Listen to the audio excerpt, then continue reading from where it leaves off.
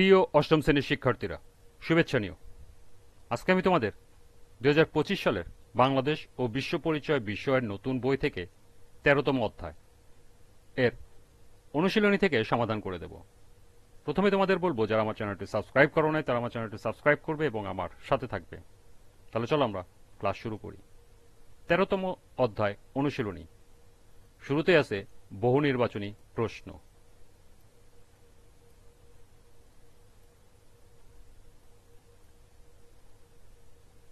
লক্ষ্য করো, পাঠ্য বইতে 6টি বহু নির্বাচনী প্রশ্ন দেয়া আছে।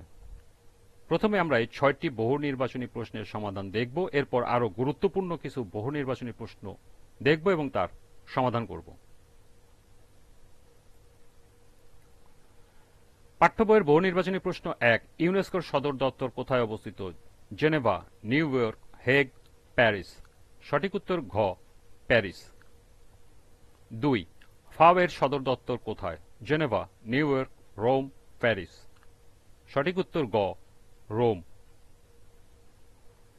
3, ইউএনএফপি এর কাজ করছে 1, জনসংখ্যাকে জনসম্পদে পরিণত করতে, 2, পরিবার পরিকল্পনাকে বাস্তবায়ন করতে, 3, জনসংখ্যাকে স্বাবলম্বী করতে। কোনটি সঠিক?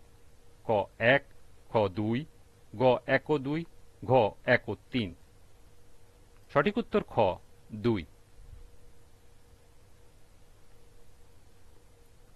4, নিরাপত্তা পরিষদের স্থায়ী সদস্যদের ভেটো ক্ষমতা আছে বলে তারা 1, যে কোনো দেশের বিরুদ্ধে যুদ্ধ ঘোষণা করতে পারে, 2, নিরাপত্তা পরিষদের গৃহীত সিদ্ধান্ত বাতিল বা স্থগিত করতে পারে, 3, যে কোনো বিরোধ নিষ্পত্তি করতে পারে। নিচের কোনটি সঠিক? ক 1, খ 2, গ 1 ও 2, ঘ 2 ও 3। সঠিক উত্তর খ 2। নিচের উদ্দীপকটি পড়ে 5 ও 6 নম্বর প্রশ্নের উত্তর দাও। হানিফ সাহেবের প্রতিবেশী শামীম সাহেবের শিশু সন্তানটি হামে আক্রান্ত হয়। তিনি শিশুটিকে দেখতে গিয়ে জানতে পারেন শামীম সাহেব তার শিশুকে টিকা দেননি। হানিফ সাহেব তখন তাকে জানান যে মারাত্মক 6টি রোগের টিকা বিনামূল্যে শিশুদের স্বাস্থ্য রক্ষার জন্য দেওয়া হয়। তিনি সময়মতো টিকা দেওয়া তার সন্তানদের এসব রোগ হয়নি। 5, হানিফ সাহেবের বাচ্চাদের সুস্থ থাকার মূলে যে সংস্থাটি কাজ করছে তার নাম হল ক ইউনেস্কো, খ ইউনিসেফ, গ বিশ্ব স্বাস্থ্য সংস্থা, ঘ বিশ্ব খাদ্য সংস্থা। সঠিক উত্তর গ বিশ্ব স্বাস্থ্য সংস্থা। 6, উক্ত সংস্থা কর্তৃক এই প্রকল্প গ্রহণের মূল উদ্দেশ্য কি? ক বিশ্বের সকল মানুষের জন্য সর্বোচ্চ স্বাস্থ্য সুবিধা নিশ্চিত করা, খ বিশ্বের গ্রামীণ ও দরিদ্র দেশগুলোকে বিনামূল্যে চিকিৎসা সেবা দেওয়া, গ তৃতীয় বিশ্বের দেশগুলোতে স্বাস্থ্যসেবা নিশ্চিত করা, এবং ঘ উন্নত দেশ কর্তৃক দরিদ্র দেশগুলোতে স্বাস্থ্যগত সুবিধা দেওয়া। সঠিক উত্তর ক বিশ্বের সকল মানুষের জন্য সর্বোচ্চ স্বাস্থ্য সুবিধা নিশ্চিত করা। এই ছিল পাঠ্য বইয়ের 6টি বহু নির্বাচনী প্রশ্নের সমাধান। এবার সম্ভাব্য গুরুত্বপূর্ণ কিছু বহু নির্বাচনী প্রশ্ন। 7, কেন স্থায়ী পরিষদের সদস্যরা যে কোনো সিদ্ধান্তকে বাতিল বা স্থগিত করতে পারে? ক চাঁদা বেশি দেওয়ার জন্য, খ অর্থনৈতিকভাবে শক্তিশালী বলে, গ ভেটো ক্ষমতার জন্য, এবং ঘ সামরিক দিক দিয়ে শক্তিশালী বলে।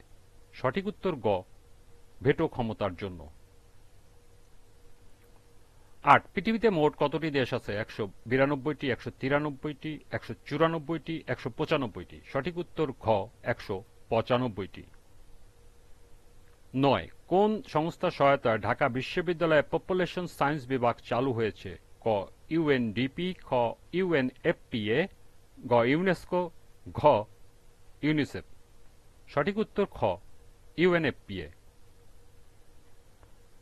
10, 1945 সালে কত তারিখে জাতিসংঘ প্রতিষ্ঠা লাভ করে? 21শে অক্টোবর, 22শে অক্টোবর, 23শে অক্টোবর, 24শে অক্টোবর। সঠিক উত্তর ঘ 24শে অক্টোবর। ইউনিসেফ প্রতিষ্ঠিত হয় 1944 সালে, 1945 সালে, 1946 সালে, 1947 সালে। সঠিক উত্তর গ 1946 সালে। ইউনিসেফ শান্তির জন্য নোবেল পুরস্কার পায় 1964 সালে, 1965 সালে, 1966 সালে, 1967 সালে। সঠিক উত্তর খ 1965 সালে। 13, বর্তমানে কতটি রাষ্ট্র ইউনেস্কোর সদস্য? 192টি, 193টি, 194টি, 195টি। সঠিক উত্তর ঘ 195টি। 14, কত সালে সরকার বাংলাদেশ ইউনেস্কো কমিশন গঠন করে? 1971 সালে, 1972 সালে, 1973 সালে নাকি 1974 সালে? সঠিক উত্তর গ 1973 সালে। 15, ইউএনডিপি কত সালে গঠিত হয়? 1964, 1965, 1966, 1967 সালে? সঠিক উত্তর খ 1965 সালে। 16, খাদ্য ও কৃষি সংস্থা কত সালে প্রতিষ্ঠিত হয়? 1945, 1946, 1947, 1948? সঠিক উত্তর ক 1945 সালে। 17, কতটি দেশ জাতিসংঘের খাদ্য ও কৃষি সংস্থার সদস্য? 192টি, 193টি, 194টি, 195টি? সঠিক উত্তর গ 194টি। 18, বিশ্ব স্বাস্থ্য সংস্থা কত সালে গঠিত হয়? 1945 সালে, 1946 সালে, 1947 সালে, 1948 সালে? সঠিক উত্তর ঘ 1948 সালে। 19, ইউএনএফপিএ কত সালে প্রতিষ্ঠিত হয়? 1947, 1967, 1968, 1969, 1970? সঠিক উত্তর গ 1969 সালে। এবং সর্বশেষ 20, শিশুদের 6টি ঘাতক রোগ প্রতিরোধে কোন সংস্থাটি অবদান রাখছে? ইউনেস্কো, ইউনিসেফ, বিশ্ব স্বাস্থ্য সংস্থা, বিশ্ব খাদ্য সংস্থা? সঠিক উত্তর গ বিশ্ব স্বাস্থ্য সংস্থা। এই ছিল পাঠ্য বইয়ের 6টি সহ সর্বমোট 20টি বহু নির্বাচনী প্রশ্ন এবং এর সমাধান।